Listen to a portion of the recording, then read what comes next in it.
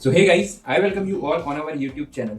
आज के इस वीडियो में आप सभी के लिए मैं एक बिगनर फ्रेंडली एक ऐसी स्ट्रेटजी लेके आया हूँ जो कि आपकी बहुत हेल्प करने वाली है। क्योंकि आप में से काफ़ी लोग मुझसे लगातार पूछते हो कि सर हमने ट्रेडिंग अभी भी स्टार्ट किया है और मैं ट्रेडिंग में बहुत ज़्यादा नॉलेज नहीं रखता हूँ, बट मुझे प्राइस एक्शन सीखना है, सपोर्ट एंड रेजिस्टेंस में कंफ्यूजन होती है। तो आज का जो वीडियो है इसको पूरा देखना, क्योंकि इस वीडियो में मैंने आपके लिए एक ऐसी स्ट्रेटजी डिजाइन की है जो देखने में बहुत सिंपल है, बट उसकी स्ट्रेटजी की एक्यूरेसी बहुत हाई मिलने वाली है। तो मेक श्योर इस वीडियो को पूरा देखना, एक एक स्टेप एंड रूल सारा कुछ मैंने इसमें बताया उसको फॉलो जरूर करना। बहुत अच्छे रिजल्ट आपको इसमें देखने को मिलेंगे।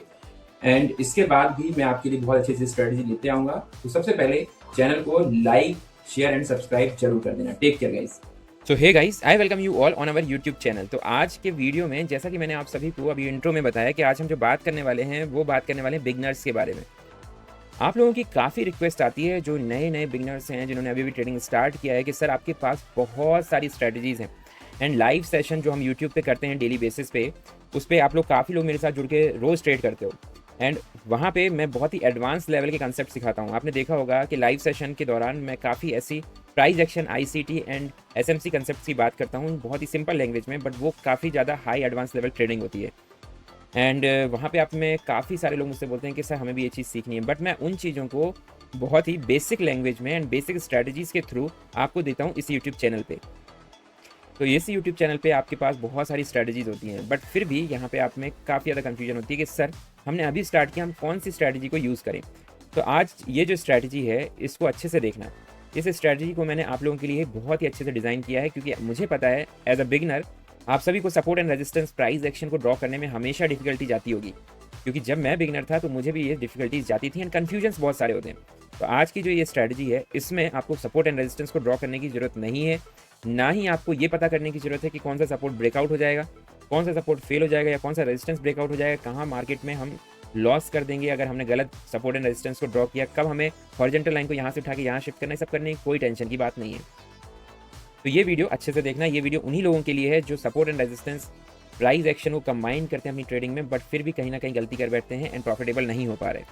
और अगर आपके साथ भी यही डिफिकल्टी और आप बहुत सारी स्ट्रैटेजीज को ट्राई कर करके परेशान हो चुके हो ना भाई, तो ये आज का वीडियो आपके लिए एक ब्रह्मास्त्र स्ट्रैटेजी लेके आया है।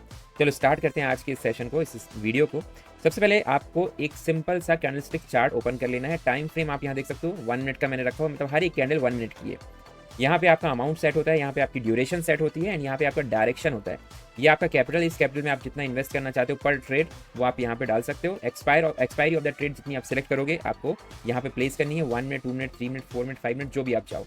एंड ये डायरेक्शन है कि उस पर्टिकुलर एक्सपायरी के दौरान आपका मार्केट किस डायरेक्शन में जा सकता है, आपको ये प्रेडिक्ट करना है। ओके, तो देखो अब मार्केट का एनालिसिस करा जाए और आपको सबसे पहले मार्केट का कोई नॉलेज नहीं है, मार्केट में आपको support and resistance price action में आपको बहुत कंफ्यूजन है, या आपको आता भी है but still you are not profitable because of some mistakes. तो यहाँ पे क्या करना है, सबसे पहले इंडिकेटर टैब में चले जाना है। बहुत ही आसानी से इंडिकेटर टैब में जाके आपको यहाँ पे एक सिंपल इंडिकेटर दिखेगा, बॉलिंजर बैंड, इसको करना है टच।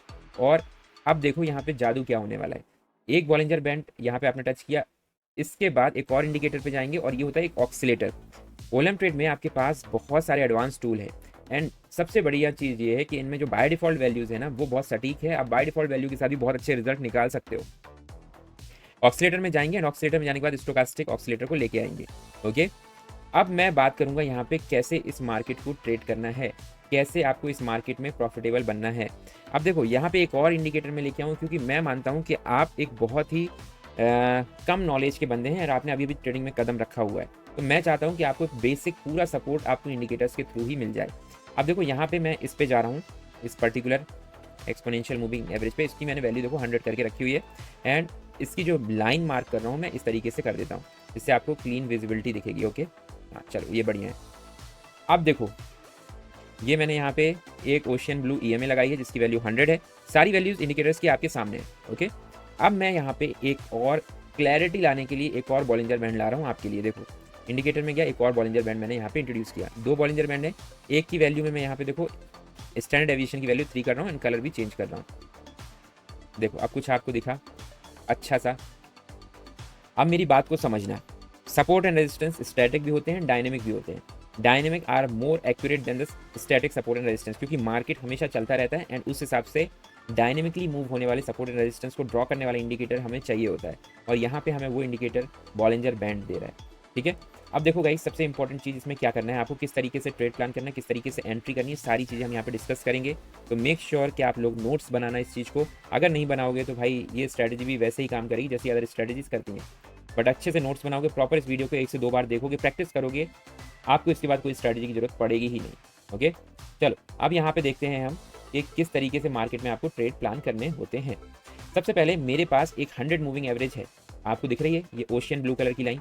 मार्केट अगर इसके ऊपर है, मार्केट अगर इसके ऊपर है एंड 30 डिग्री के एंगल के आसपास है, आपको ये तो पता होगा, इस तरीके का कुछ कंपास होता है एंड यहाँ पे जो एंगल होता है ये 30 डिग्री 45 डिग्री होता है।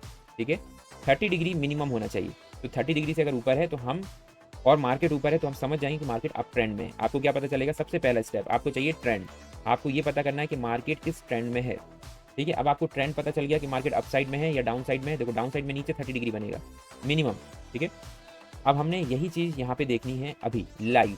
तो यहाँ पे देखो ये EMA इस तरीके से ऊपर मूव कर रही है और इसका एंगल अगर देखा जाए तो मोर देन 30 डिग्री है। ओके, तो इट मीन्स कि यहाँ मार्केट कंटिन्यूसली अप साइड में मूव कर रहा है, it means market is in up trend. Okay, अब मार्केट अप ट्रेंड में आपको दिख गया। अब आप मान लेते हैं कि इसके बीच में कहीं पे हैं और आपको ट्रेड करना है। अब आपको दिख रहा है कि मार्केट पूरा का पूरा किसके ऊपर है, हमारी 100 मूविंग एवरेज के पास। अब बात आती है सपोर्ट एंड रेजिस्टेंस की, क्योंकि बीच से तो ऐसा है नहीं कि आप कहीं से भी मार्केट में एंट्री ले लोगे। अब आपको ढूंढना है एंट्री पॉइंट। सेकंड पॉइंट आता है एंट्री पॉइंट। तो एंट्री पॉइंट कहाँ पे मिलेगा आपको गाइस, देखो ये है आपकी एंट्री पॉइंट अपसाइड के ट्रेड के लिए।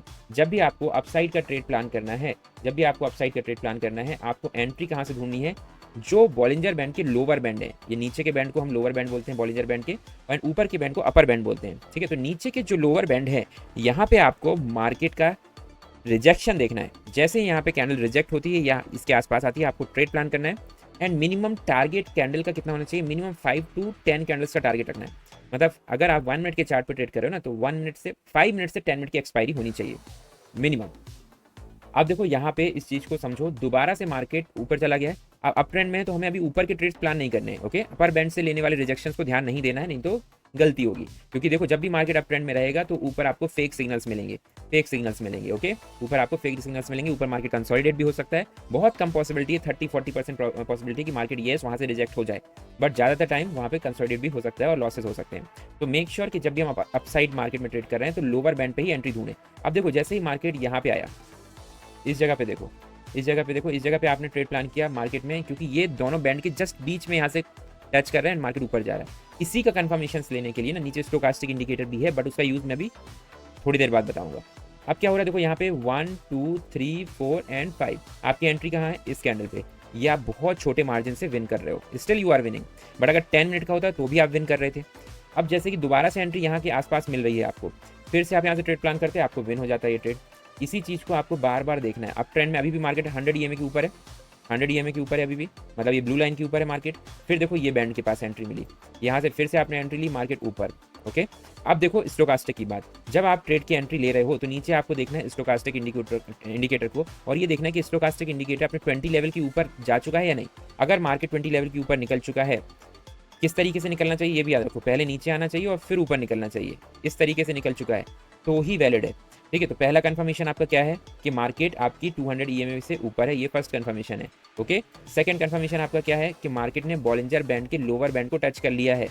थर्ड कंफर्मेशन क्या है कि स्टोकास्टिक भी ऊपर से नीचे आके 20 लेवल को, ये है 20 लेवल, इसको क्रॉस करते हुए अपसाइड पे जा रहा है। It means this is up trade, और अप सिग्नल आपको यहाँ से लेना है कितना, 5 to 10 कैंडल्स का टारगेट रखते हुए। ठीक है, ये हो गया आपका। अब बात आती है डाउन साइड के लिए गाइस, तो इसकी जस्ट अपोजिट करना है डाउन साइड के लिए। अब आपको 20 मूविंग एवरेज के नीचे वाला मार्केट देखना है, सॉरी 20 मूविंग बोल रहा हूँ, 100 मूविंग एवरेज के। अब देखो काफ़ी लोग इस 20 मूविंग एवरेज में भी ट्रेड करते हैं, बट आप एज अ बिगिनर यहाँ पे नहीं घुसोगे, क्योंकि आपको मिनिमम नंबर पे मैक्सिमम प्रोबेबिलिटी ऑफ विनिंग चाहिए। ओके, अब यहाँ पे देखते हैं, चलो यहाँ पे देखो आपको सबसे पहले क्या चेक करना है, आपकी EMA।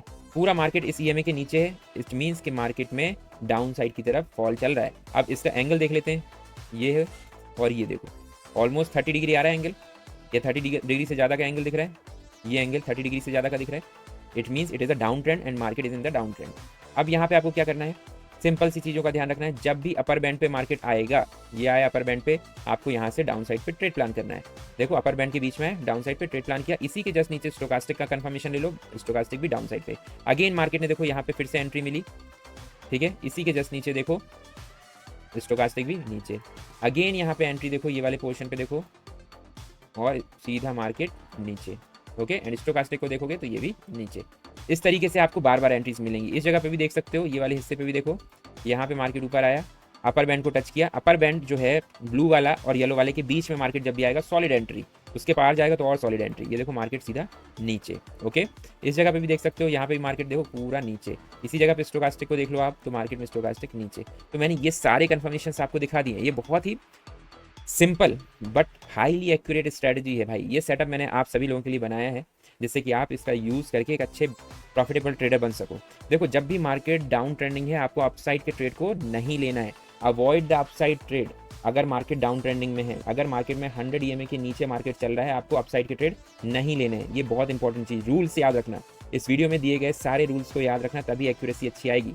और ट्रेडिंग सीखनी है, मेरे साथ लाइव जुड़ना है, तो यूट्यूब पे ही लाइव सेशंस वाला चैनल है, उसको जाके ज्वाइन कर लो। वहाँ पे डेली मेरे साथ लाइव ट्रेडिंग कर सकते हो, और मेरी कम्युनिटी का हिस्सा बनो, जहाँ आप मेरे साथ पर्सनली भी ट्रेड कर पाओगे।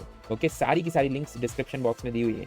तो मेक श्योर कि अगर आप इस वीडियो को देख रहे हो, फर्स्ट टाइम मेरे से जुड़ रहे हो, तो चैनल को सब्सक्राइब करके जाना, क्योंकि ओरिजिनल जो नॉलेजेबल कंटेंट है ना, वो आपको यहीं मिलने वाला है। और ये स्ट्रैटेजी आप ट्राई कर लेना। अगर 80%, 70-80% एक्यूरेसी ना दे तो बोलना। ओके, पहले डेमो अकाउंट में ट्राई करो, उसके बाद रियल अकाउंट में जाओ। रूल्स सारे फॉलो करना। अगर रूल्स फॉलो नहीं करोगे, एक्यूरेसी नहीं मिलेगी।